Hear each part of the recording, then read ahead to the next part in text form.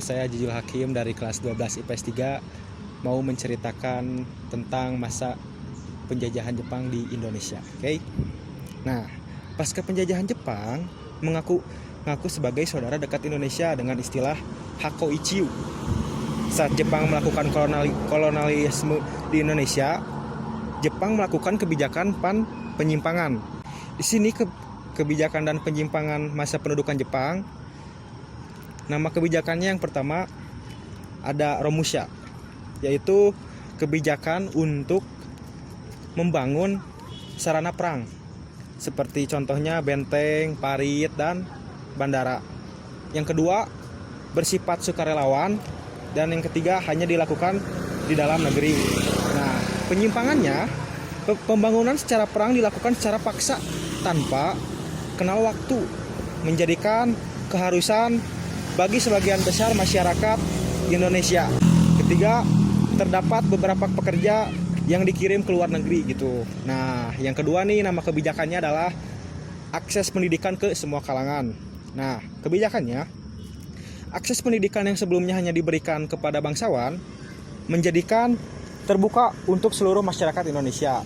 Penyimpangannya, yang pertama, keterbatasan jumlah sekolah yang tersedia. Lalu, pendidikan tidak terlalu diperhatikan karena Jepang fokus menggerakkan SDA dan SDM untuk memenuhi kebutuhan perang. Nah, selanjutnya yang terakhir, pembebasan pemimpin nasional. Nah, membebaskan pemimpin nasional yang pemikirannya dianggap menguntungkan posisi Jepang di mata rakyat Indonesia. Kebijakannya menangkap pemimpin nasional yang tidak sejalan dan merugikan Jepang. Nah, selanjutnya perlawanan masyarakat Indonesia terhadap pendudukan Jepang. Oke. Yang pertama, perlawanan di Aceh.